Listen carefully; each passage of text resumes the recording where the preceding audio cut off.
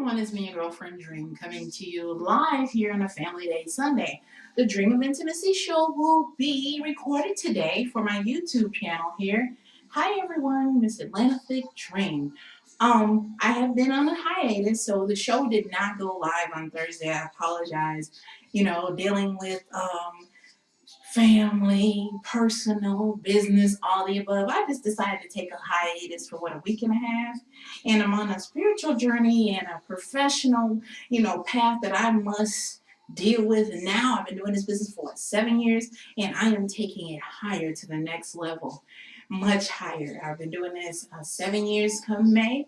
And I brought you to my favorite room of the house. And this is my mini oasis, okay? My bathroom. I come here to relieve, to purge, to sing, and I also come here to think. Because I soak in that tub, I sit on my throne over there in the corner and I get my thoughts together. So, what a better way to give my message for my Dream of Intimacy show today is through my favorite place in the house where I get most of my ideas, right? So, first, saying that I appreciate those who have gotten in touch with me during my break and my rejuvenation. I appreciate your support. Second, I'd like to thank those who understand what it's like being a mom and an inspiring entertainer, performer, whatever, a career woman here in 2014. You understand that all the time it's a balancing act. You know that, right? You understand that. So I'm going on with two topics today, and we're going to talk about two words, and that's satellite relationships and emotional blackmail. Now, the emotional blackmail I was talking about on Twitter yesterday, I am on at ATL underscore. That's on Twitter where you can find me, ATL underscore Thick Dream on Twitter. And you can look at some of the little hashtags I put under for the emotional blackmail things that I came up with. And one thing about when you're on a meditation and on a journey, those of you who have taken one, you notice that things become a lot more clear when you're fasting and you simply just step out of your own environment and step out of oneself and to see the whole big picture of your universe and your body as you are right then and there. You see things whole lot different, okay? And with me, I have always had an intuitive gift of communication and personality, and also my intuitiveness is almost on a level, I want to say telepathic, but I just have a way of knowing things. I'm very knowledgeable, and sometimes I have to give credit to the Creator, God Almighty, okay? Even when I am doing this for, sexual wellness and intimacy and relationships, it's still done in an educational format, okay? Even though I do have the sexy side. But who else to come to you with much knowledge than an educated, sexy person with personality than me? Than me, and I can talk to you and tell you. So I'm getting into this topic today, which came from me. I've never heard any of these words, okay, prior to yesterday, because sometimes when I write my blogs and my poetry, that's how I get my thoughts, okay. It's just poof, words just come like it just land in my brain and then it comes out of my mouth, right? That's how my epiphanies and my artistic, my creative side. That's how it's formed. My things. It's not something that I think about. It just happens. And when you're gifted and talented, you know how fellow artists, you know how things work. Okay, so I had to bring up the satellite relationships. Now look at the word satellite. What we think about something that's in the sky, a big mass, right? And what does it do? It projects a signal, right, down to the universe. So it projects it, right? That's what we think of. But if you look a little bit further under the definition of a satellite, it also means subordinate. Subordinate, okay? Subordinate. That means what? Under. So a satellite relationship is not the main relationships. It's not the main one. It is the one underneath. But we know what a relationship is, correct? A relationship, and that could be male, female, platonic, sexual, friendship, whatever. It's a bond that two people have. It's a relationship, okay? Whether it's a coworker, whomever the person is. Okay, so satellite relationship is something outside of your main relationship with your significant other, okay? Now, how they tie into emotional blackmail, I'll show you here. Okay, I'm gonna give you several different examples.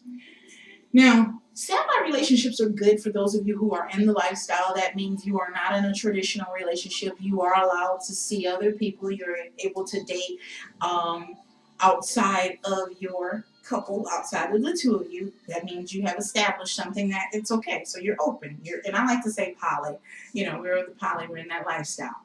And being that I have been married over a decade, remember that, I have experience of being in an open marriage and being in an open relationship as far as my dating is concerned. I have opinions on both all day, every day. I can go back and forth. I can show you the good, I can show you the bad. But today, as far as the satellite relationship is concerned and a traditional relationship, how it's affected is that 9 times out of 10, the root, the foundation, the main relationship, something is wrong and something is shaky there. So the people in that relationship seek outward, okay, to find someone to establish a relationship with, whether it's a coworker, whether it's the lady at the bank, whether it's, you know, a girlfriend, whomever, okay, you seeking outwards because there's something wrong in that main relationship. That main relationship is suffering. Now, some of us, instead of dealing with the issues in the main relationship, we go and make these little pop-up satellite, these little kiosk relationships, okay? These little mini relationships with people. Because in each little kiosk, okay, there's always something different, right? When you go to the mall, we got this type of shoe, this type of scarf, this type of earring, you know. Each kiosk, if you will, has different things, right? So we keep these relationships with these different people, and we still have the main person at home that we're not working on with. For whatever reason, whether you have children with them, whether they're disabled, whether there's some type of sexual dysfunction, whatever. It's something that you're not dealing with, the main issue, why that relationship is still in existence versus you going out and freely dealing with other people, you know, at your leisure. Um, that is not the way to be. Now, in a traditional open polyamorous relationship where you have satellite relationships, um, he knows you're going out to have a lover, to be with your lover, okay? She knows that you're going out with your girlfriend. There is no secrets. There's nothing. Everything, like I said, is open, okay? And you still can form a satellite relationship, all right? You still can do that. But the satellite relationship, meaning the man or the woman who you are engaging with, sometimes, I say sometimes, they are the victim to emotional blackmail. Aha. And I say that, you know, let's go into the definition of emotional blackmail. Now, from a psychological standpoint, which is where I always come from, emotional blackmail tends to be an abuser of some form, and they have a victim, someone who has empathy, someone who is kind, someone who is catering to their needs, okay? And they're merely just being nice to them, all right? And someone's taking their kindness for their weakness. And they know how much they care about the person, which is the emotional blackmailer, right? See where I'm going with this, right? You see? All right, now, in the satellite relationship, say, for example, you are dealing with the person outside, right? This is a satellite relationship. You're dealing with the person on the outside, not your main squeeze. The person in the satellite relationship. They become needy, and I hate they use that word. They become dependent and they require your attention. They require your time. And then you realize, like, oh my God, I cannot be engaged with this person over here in this satellite relationship as much as I want to because I have a responsibility at my foundation, at my root here. And I cannot deal with my satellite relationship as much as I would want to because this is how I thrive over here in this foundation relationship. This is how I deal with this stuff over here, right? At my home base. It's because of the satellite relationship, what we have together. All right, you get that? Now, see, what happens is the person who is the abuser. They are the ones in control of this satellite relationship. Yeah, they are. And I say they have the control because they have the control to turn off the sex, turn off the time. Yeah, they do. And so they're pulling pretty much the strings. Got it? Now, There's another way how you can take control as the person who is being abused by the emotional blackmailer. The way you take control is this person, they said, no, I'm not going to see you on this day. No, I'm not going to do this. No, I'm not going to do that. And so they start putting demands, and also who now it's a mutual tug of war. You see where the emotional blackmail is coming in? And I have been a victim and I have been an abuser at the same time. I will admit I'm guilty of that. But it's also a learned trait from childhood. Sometimes we see our parents do that to us. They withhold certain things from us and say, oh, if you don't do this and that, I won't ever love you, or I'm not going to love you. Or they'll say, oh, if you're not going to make whatever, take over the butcher shop with your dad, you're going to be a disgrace. So to me, in my mind, that's also considered emotional blackmail. You're going to tell me if I don't work at the butcher shop with my dad that I'm not going to be successful or I'm not going to be anything. That's what I'm hearing, okay? So that's emotional without a personal, as far as intimate relationship without the sex. You get that from your family members as well. Um, and what else? With a platonic relationship, someone that you are in the office with and you see them every day more sometimes than your own significant other, they think that they are your end all and be all because they gave you advice, they supported you through this situation that happened on your home base, and they did this and they bought you cards for your birthday when nobody else did. Okay, that's also a satellite relationship that you form with that person. All right, and they become attached even though there's no type of intimacy at all. That's a satellite relationship. Mm-hmm. And now I hope you guys are seeing how I put the two together, how they do have some type of difference.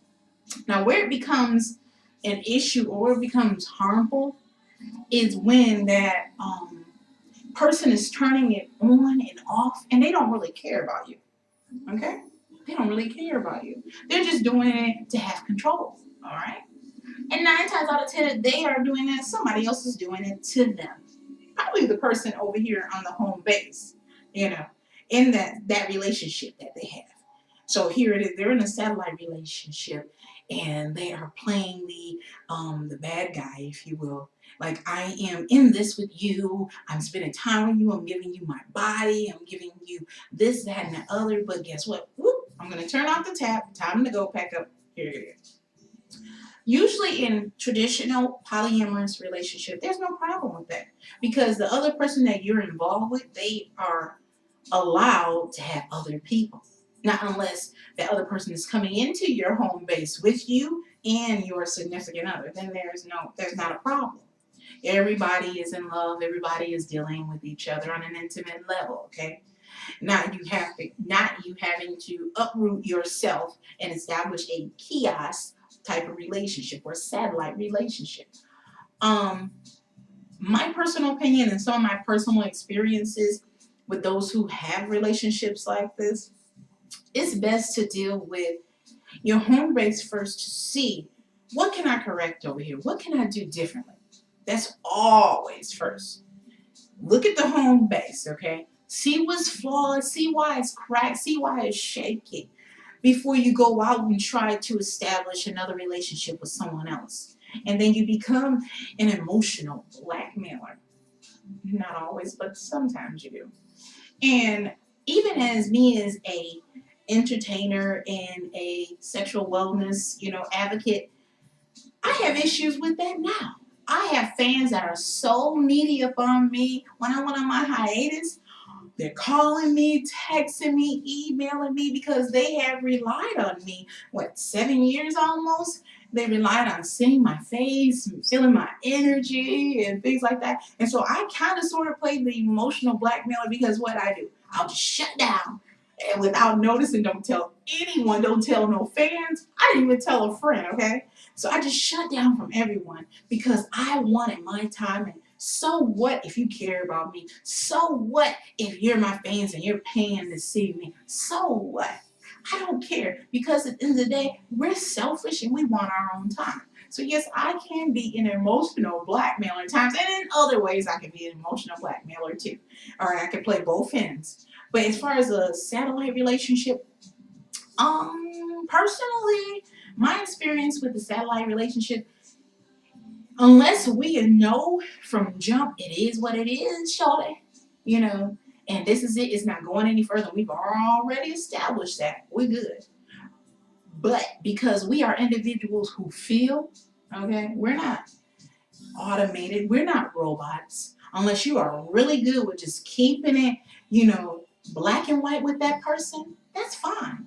But 9 times out of 10, in a satellite relationship, you are sharing a bond, you are sharing emotions, you are sharing experiences. Believe it or not, you are. So I personally, I am very careful when I go out and I establish a sexual satellite relationship or a non-sexual. And I said that real slow, non-sexual, because I don't like random and I don't like people, feeding off of my energy. But that's generally how it happens, is having a satellite relationship outside of the relationship that I already have. And see, what happens is, too, the person that you're dealing with has a sense of jealousy because you have that home base over here, and they're jealous because you have that home base. And they're like, well, you know what do you need me here for? What are you talking to me? You need to be with, him. You need to be talking to him about this. Don't be hanging out with me. They know that it's never going to happen. You guys have never slept together. But because they have some feelings for you and they have some type of a bond and connection with you, you may not have established that with them, but they feel like they have it with you. They're in their feelings, okay? But I think that pretty much sums it all. And to answer the question that I had in my Facebook group, the Dream of Intimacy show, my thoughts on open marriage, once again, I had an open marriage. It works for some, and some it doesn't. If you both are willing to meet each other's lovers, girlfriends, whatever, that's fine. As long as one person and the scales are balanced, it's all good. But for me, when my marriage was open, I, of course, kept a significant other, okay? He didn't always. And he felt like he had to go out and make a satellite relationship and then make me look bad to the girlfriend or the lover, which that's not how you're supposed to do within the lifestyle. So if you cannot see your girlfriend, your husband, your boyfriend, whatever, out with someone else and actually being happy with them and not you, no, you cannot. I repeat, you cannot be in an open marriage at all. At all.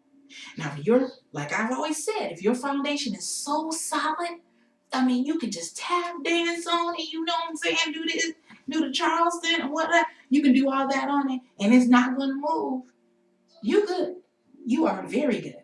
That means that nothing, no one is going to break up what we have in this marriage. Because you can go over there to Shalisa's house, and I can go over there to Raymond's house, and guess what? At the end of the night, I'm going to be home in bed next to you. That's all good. Or maybe a couple nights I can go, and I'm going to come back. It's all good. And you're going to keep me clean and me protected. And every now and then, we all hook up and have drinks together, because that's what you do when you are truly poly. You do that. The other significant others meet the other significant others. It's not a secret, okay? See, that's where people get it mixed up. When you're sneaking and creeping, then that's not a true open relationship. There's nothing open about that. You just sneak, creep. Sneak, creep. We can do that all day.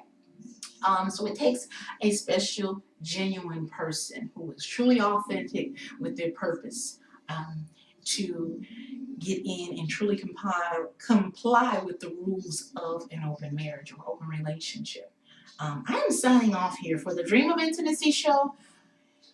Emotional blackmail. Remember that. Emotional blackmail. Don't do it. It's not healthy. We all do it at some point. I've noticed it's not healthy, especially with someone that you love, turning it on and off and just holding, their feelings over here like, come get it, boo boo, come get it. But before you do, you gotta do. You gotta do what I want you to do. That's not good. That's not healthy for you. It shows your insecurities, your issues, because you guys have going on up here. And you are a person that continuously does that over someone, to threaten them or whatever over their head. Something going on, and something going on in your relationship. If both parties involved, you have to sit down and say, wait a minute, what is going on here? What is really going on? You have to look at it. Why am I doing this? Or why am I being subjected to this? You have to think about it. Why? look at me. I have to sometimes have to step back from this and say, what in the world? Is this even worth it? You know, I had to say that. Is it even worth it? I've done, all this sexy and erotic and sensual softcore and et cetera, et cetera. And now I'm to a point in my life where I want to be an advocate and I want to be very professional. And I'm looking like, dang, is it even worth it? Because I have a cause and I have passion in what I do. Is it even worth it? So we have to look at every situation, even in the satellite relationships. Is it even worth it? Is it? If it's not passion, if you're not authentic, if no passion, no authenticity, then I wouldn't even do it. But I got passion for what I do. And I'm confident in the words that I speak and the knowledge that comes to me. And I want to bring it here to you. And I want to make that money, honey. So signing off on this Family Day Sunday with Ms.Atlanta Thick Dream. Hey, I got one thing to tell you. I'm every woman. It's all in me. Anything you want done, baby, I do it naturally. That's my little song I've been singing all week. Bye, guys.